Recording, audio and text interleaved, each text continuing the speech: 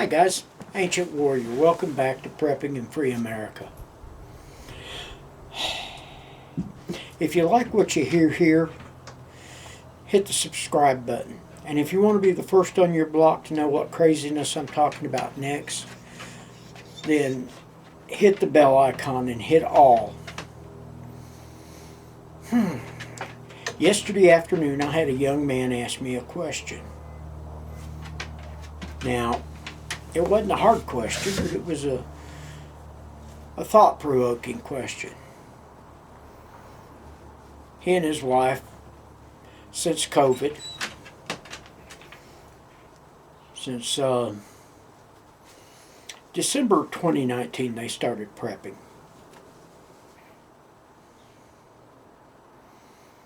And they were so glad they did. But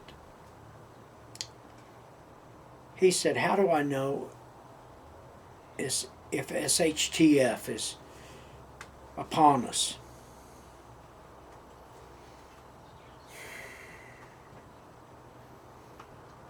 Everybody's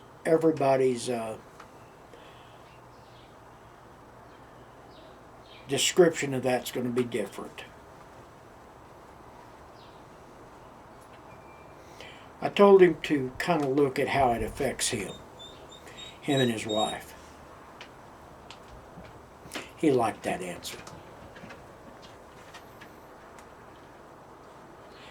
And then he asked me, what do you think I need to be watching for?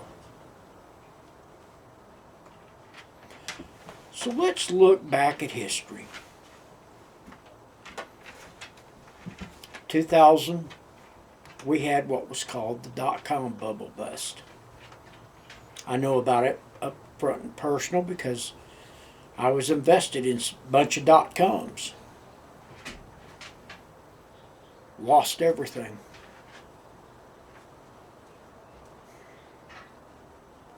But let me tell you what came before the bubble.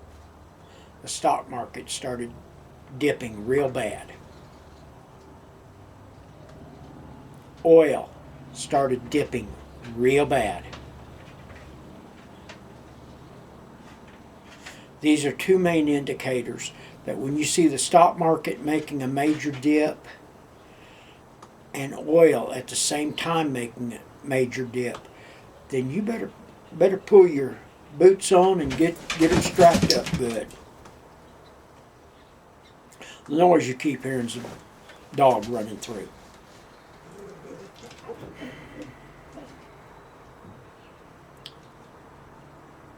After 9/11,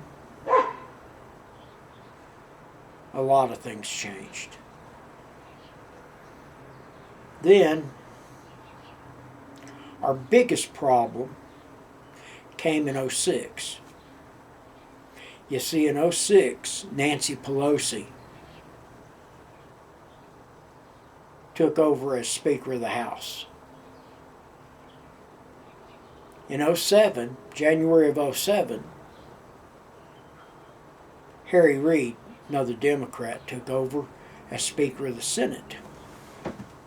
Why am I pointing this out? We had a Republican president who had about as much power as a glass of water.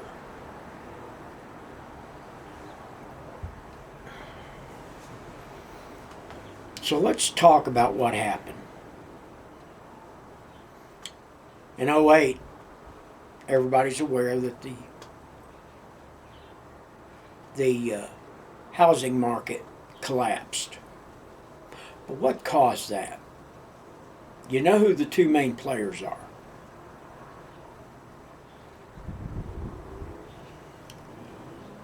There were some other players, a guy named Barney Frank and Chuck Schumer.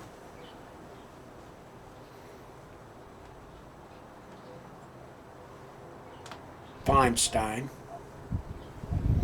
These were all players on the Senate side.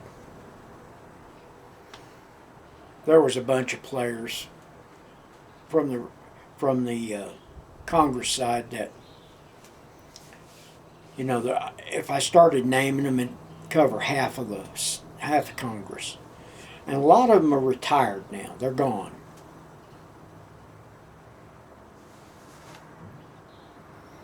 So, with that being said,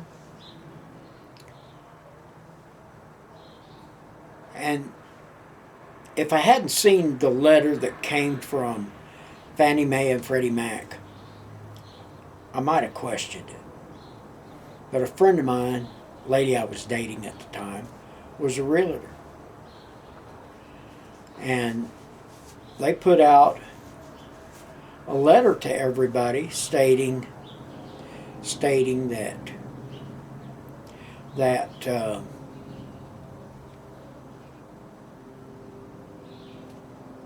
income qualifications were going to be put back for a while.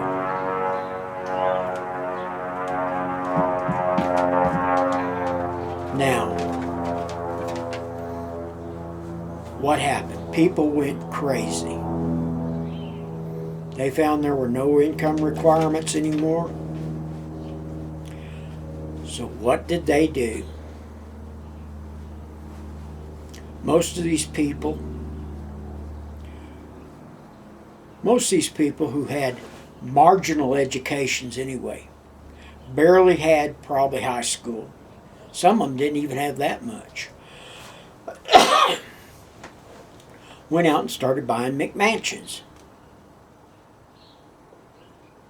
I knew a family here in Amarillo who went out, not only bought the McMansion, but damn well knew they couldn't afford the McMansion.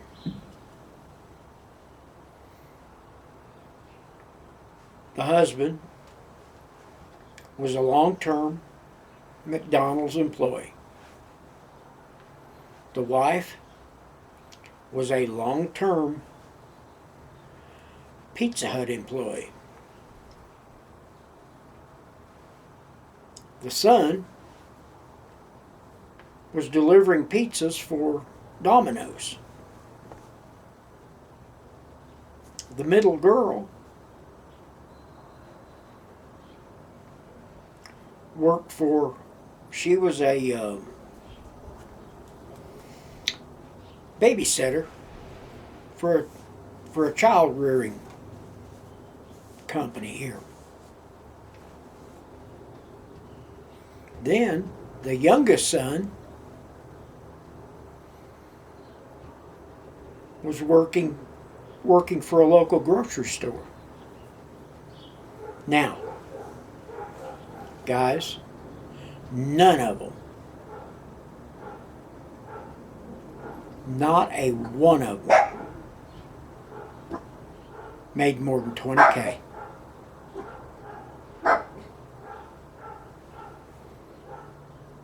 They were all basically minimum wage.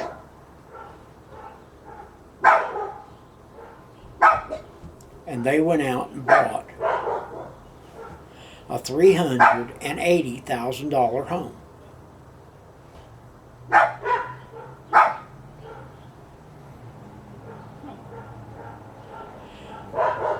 They started, since they lived in a fancy home, they needed cars to match it. And they went out and financed each and every one of them, except the youngest boy, financed a new car. This is in early '07. Now, the house was done on a variable rate. If the stock market went up, their interest went up. And at that point, the stock market was being artificially inflated.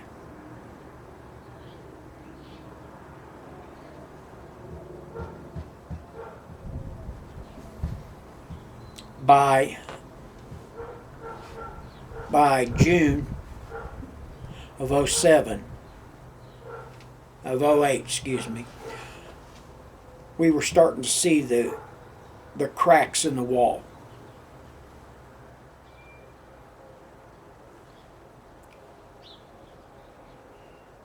Then we started really seeing it. Stock market started tumbling. And I mean it tumbled. Losing thousands of points per day.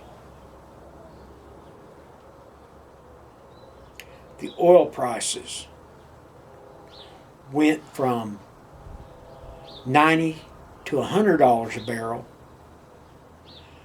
and at one point was $12 a barrel.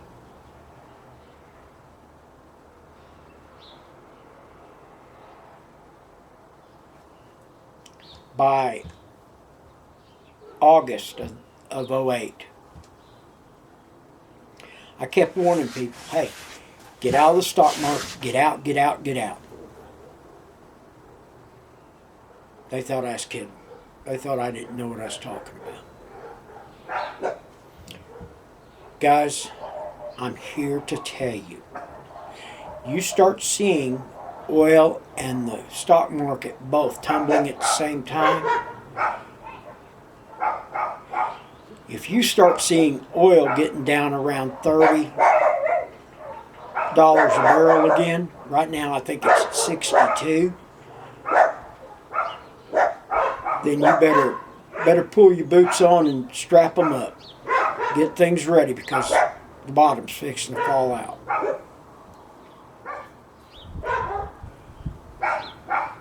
The whole time, Nancy Pelosi, Harry Reid was blaming George W. Bush. Now, for those of you that need a quick lesson in civics, the president does not control money. Congress does. So Congress started allotting money out to any and everything. Kind of like they're doing now with the stimulus and everything. We'll talk about that in another video. Folks, I'm telling you right now,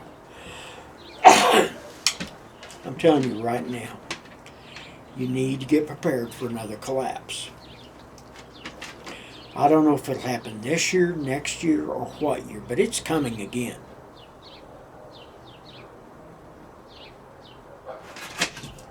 I expected a major collapse when everything shut down for COVID.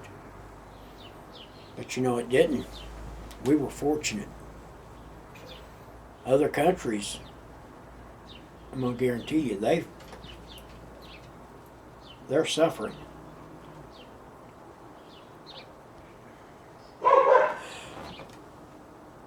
But right now, I'm telling you, if you start seeing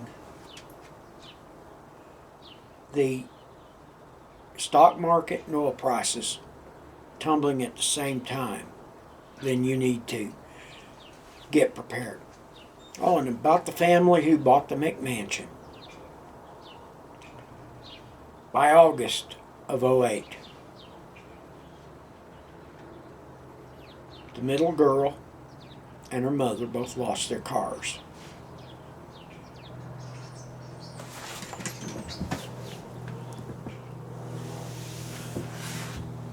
By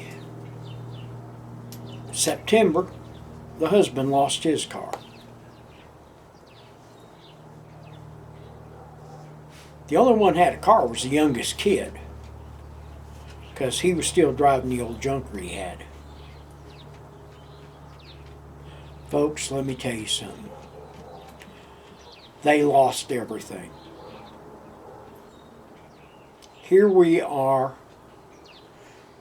24 years,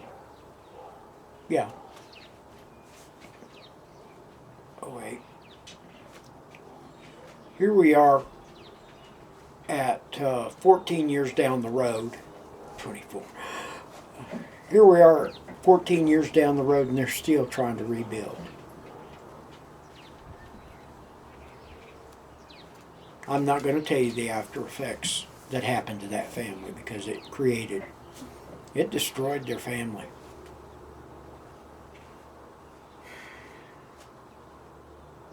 a lot of families were destroyed. A lot of people committed suicide. A lot of people went to crime. So with that being said, remember, it's better to have this stuff and not need it than need it and not have it. I'm the Ancient Warrior. We're out.